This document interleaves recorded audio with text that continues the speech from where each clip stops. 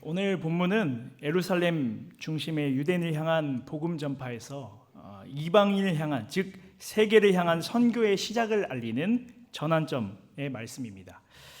이제 우리 교회가 계속 선교 학교로부터 또 선교적인 분위기와 흐름을 타고 있는데, 특별히 우리가 이제 8월에 해외 아웃리치를 또 준비하고 있고, 또 그 준비하는 가운데 어떤 말씀을 통해서 또 권면하고 또 직접 참여하진 않지만 남겨진 성도들, 또 보내는 선교사들을 독려하면서 또 어떤 메시지를 전하면 좋을까 한 달 정도 고민을 했습니다.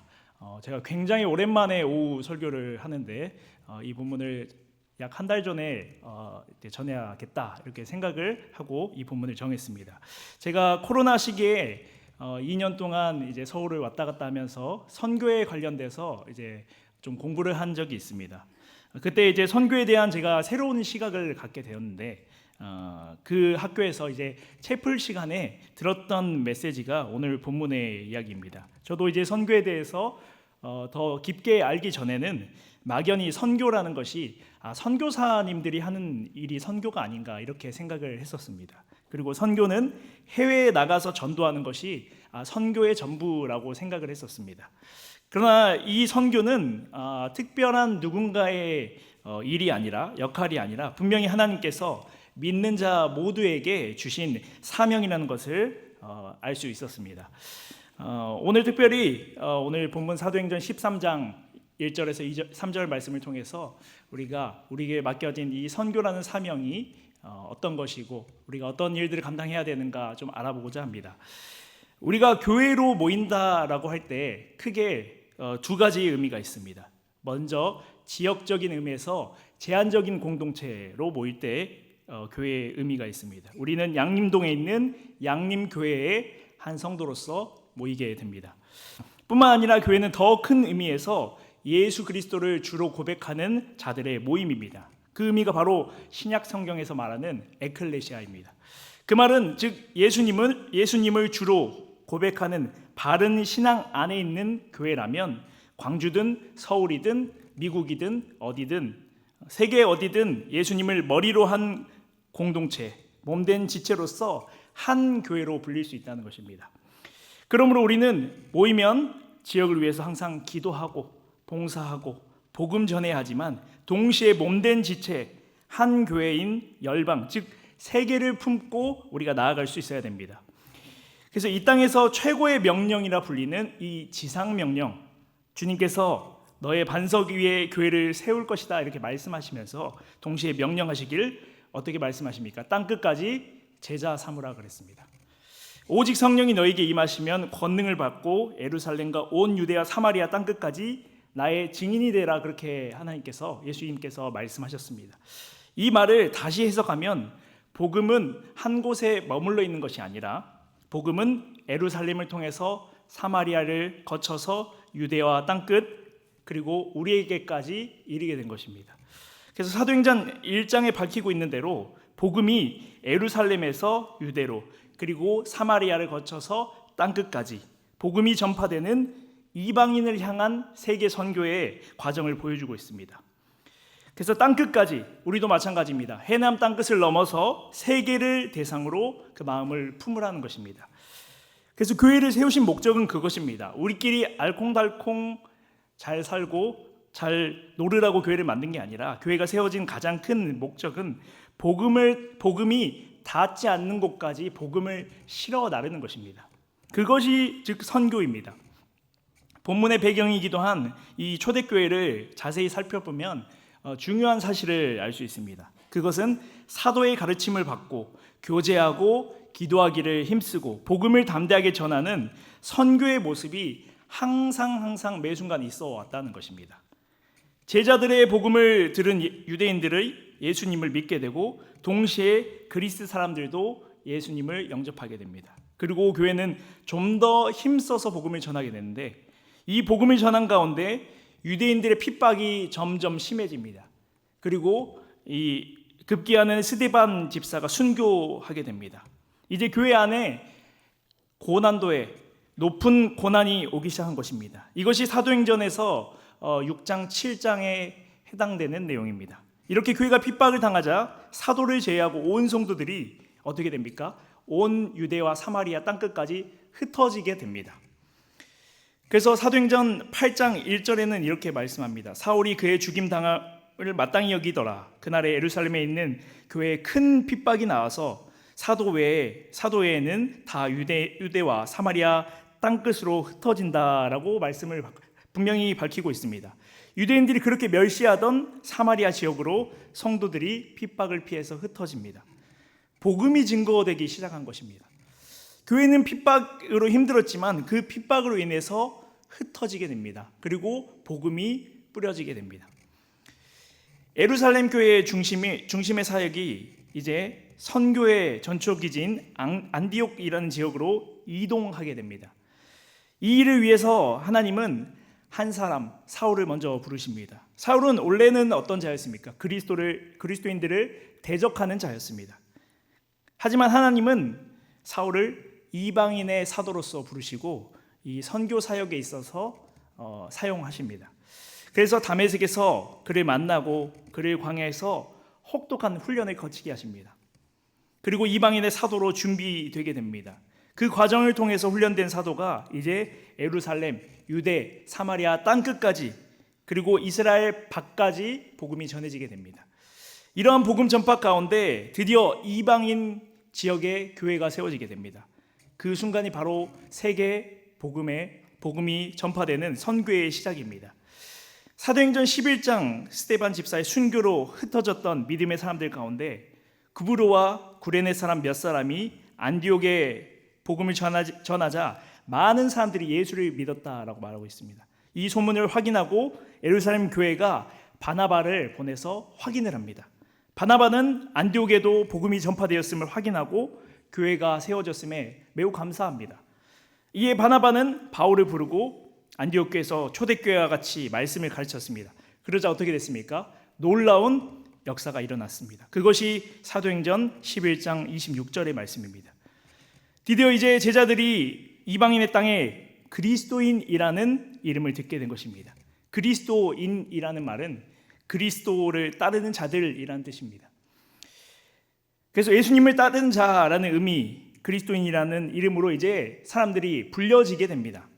복음이 전파됐고 선교의 역사 가운데 우리는 이제 그리스도인이라는 정체성이 확립되게 된 것입니다. 이제 그리스도의 명령을 따라서 이제 예루살렘 밖으로 이방인의 땅에 이르게 됩니다. 이러한 가운데 요한의 형제인 야고보가 헤롯에 의해서 순교를 당합니다. 그리고 베드로는 감옥에 갇혔다가 성령의 역사로 나오게 됩니다. 그리고 하나님의 일하심은 점점 흥왕하게 됩니다. 이것이 사도행전 12장까지의 말씀입니다. 이 초대교회 선교의 역사를 통해서 알 수 있는 사실은 선교는 그냥 되어진 게 아니라는 사실입니다. 항상 그냥 이루어지지 않았고 누군가의 헌신과 희생이 뒤따랐다는 사실입니다. 그래서 하나님은 사람을 통해서 항상 일하십니다. 그리고 한 알의 밀알이 땅에 떨어져야 죽어야 싹을 틔우고 열매 맺듯이 그 과정 가운데 선교의 역사는 수많은 희생과 헌신이 계속 있어 왔습니다. 복음이 이스라엘 떠날 때 스데반과 야고보 사도의 순교가 있었습니다. 이런 가운데 첫 교회인 안디옥 교회가 공식적으로 선교사를 파송하게 됩니다. 그것이 오늘 본문 이제 사도행전 13장의 이야기 시작입니다.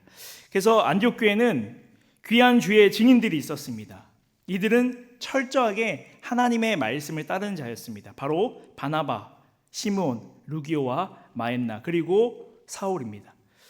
이들이 함께 모여서 금식하며 기도할 때 이제 성령의 음성을 듣게 됩니다. 그리고 선교에 대한 비전을 그들에게 주십니다. 그 내용이 바로 오늘 본문의 2절 말씀입니다. 주를 섬겨 금식할 때 성령이 가라사대 내가 불러 시키는 일을 위하여 바나바와 사울을 따로 세우시니 이렇게 말씀하고 있습니다. 따로 세우리니라고 말합니다. 하나님의 특별한 사역을 위해서 세우라는 것입니다. 그 일은 바로 선교였습니다. 선교 사역이었습니다. 그래서 하나님께서 세우신 것이 바로 선교였습니다. 땅끝까지 이르러 증인의 삶을 살게 하는 것. 그런데 우리가 여기서 주목해야 될 것은 안디옥의 모든 제자들이 다 선교하러 떠난 것이 아니라는 사실입니다.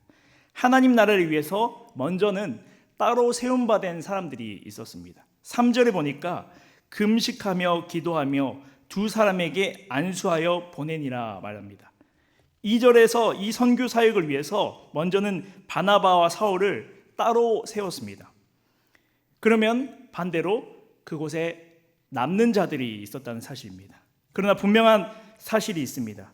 그것은 선교는 보내는 자들의 몫이 아니라는 것입니다. 그것이 전부가 아니라는 것입니다. 남겨져 있는 자들에게도 사명이 있다라는 사실입니다. 보냄받은 선교사들도 굉장히 귀한 분들입니다.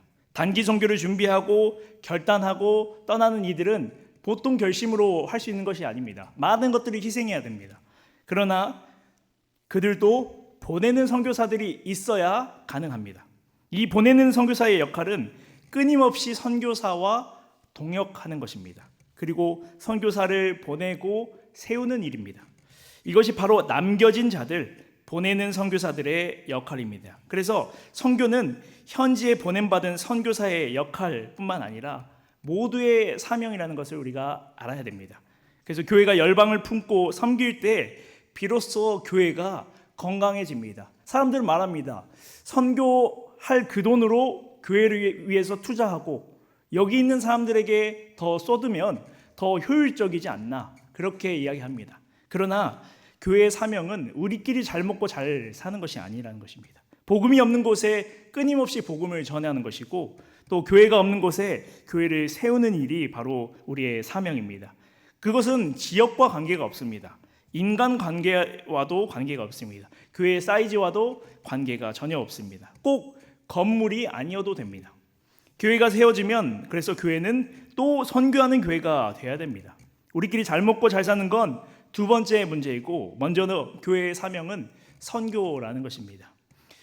이 사실은 성경의 구속의 역사에서도 계속 우리가 찾아볼 수 있습니다. 하나님이 주신 최초의 명령은 땅에 충만하고 번성하고 다스리라는 명령이었습니다. 인간이 타락했지만 노아를 통해서 또 재창조의 사역을 약속이 바로 이 첫 약속이라 부르는 것이었습니다. 이 약속은 아브라함을 통해서, 그리고 모세를 통해서 민족을 이루고, 다윗을 통해서 또 국가를 이루고, 또 그리스도를 통하여서 교회가 되게 하셨습니다. 그러므로 교회는 계속해서 선교하는 교회의 역사 가운데 있었습니다. 그러면 우리는 생각해 봐야 됩니다. 어떻게 선교해야 되는가? 바른 복음을 전하는 것이 먼저는 선교입니다. 사람을 계몽시키는 게 선교는 아닙니다. 그래서 초창기에 많은 외국의 선교사들이 그 부분에 있어서 착각을 했습니다. 그 땅에 들어가서 그 사람들을 변화시키면, 그래서 우리의 문화로 그들을 선진화시키면 그것이 선교라고 생각을 했습니다. 그러나 선교는 단순한 계몽 그리고 봉사활동을 넘어서는 것이 바로 선교입니다. 물론 선교에는 봉사도 구제도 다 동반되지만 선교는 최종적으로는 영혼을 변화시키는 일입니다. 다른 것은 모두 다 수단입니다. 그 말은 수단도 필요하긴 하다는 말입니다. 하지만 수단만 계속 전하면 복음은 역사하지 않습니다. 그러므로 결과적으로는 복음을 우리가 전해야 됩니다. 바울이 한 일은 다른 것이 아니었습니다. 바로 복음 전하는 것이었습니다. 갈라디아서 1장 7절에서 9절에 이렇게 말합니다. 다른 복음은 없나니 다만 어떤 사람들이 너희를 요런케 하여 그리스도의 복음을 변하려 함이라. 그러나 우리나 혹 하늘에서 온 천사라도 우리가 너희에게 전한 복음에 다른 복음을 전하면 저주를 받을지어다. 우리가 전에 말하였거니와 내가 지금 말하노니 만일 누구든지 너희의 받은 것 외에 다른 복음을 전하면 저주를 받는다, 이렇게 밝히고 있습니다. 선교의 핵심은 그래서 바른 복음입니다. 그러므로 선교사는 먼저 바른 복음으로 무장되어 있어야 합니다. 그러므로 하나님은 먼저 그러기 때문에 따로 세우신 것입니다. 그리고 그의 나라를 이루어 가십니다. 그래서 내가 죽음으로 미랄이 죽어서 새 생명을 맺는 것처럼 가는 곳마다 새 교회가 세워지고 복음이 선포되면 죽은 자들도 살아나는 것입니다. 영원히 죽은 자들이 살아나는 것입니다. 그러므로 선교는 못 먹고 헐벗고 굶주린 자들을 채우는 것도 있지만 진짜 선교의 참 의미는 영혼 살리는 것이라는 것입니다. 이 일을 누가 해야 됩니까? 바로 우리 모두가 해야 되는 것입니다. 우리 교회를 통해서 이루어져야 할 일입니다. 따로 세움받아 보냄받은 자들이 있었습니다. 하지만 남겨져 있는 선교의 역할을 감당하는 것은 모두가 해야 될 일입니다. 우리가 예수 그리스도의 속죄 죽으심을 믿고 구원받은 그리스도인이라면 모두 해야 되는 일입니다. 즉 믿음이 있는 자라면 한 사람도 빠짐없이 어린아이부터 시작해서 장년에 이르기까지 한 사람도 빠지지 않고 이것을 감당해야 되는 것입니다. 이것이 교회의 사명이고 우리의 사명이고 저의 사명인 것입니다. 이르시되 너희는 온 천하에 다니면서 만민에게 복음을 전파해라. 마가복음 말씀에서 분명히 말하고 있습니다. 교회는 그래서 결국에는 선교를 위해서 존재한다 해도 과언이 아닙니다. 그러므로 선교는 선택이 아닙니다.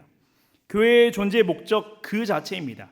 다만 제가 처음에 오해했던 것처럼 선교라는 것은 꼭 해외를 나가야만 선교는 아닙니다. 넓은 의미에서는 해외 선교를 선교라고 통칭하지만 사실은 국내 선교, 다문화 선교, 이주민 선교, 많은 선교사님들이 저희 교회에 오셔서 이야기를 해주셨지만 이런 다양한 선교의 모습이 있습니다. 요즘은 언어도 문화도 달라져 버린 다음 세대들도 사실은 선교의 대상들입니다.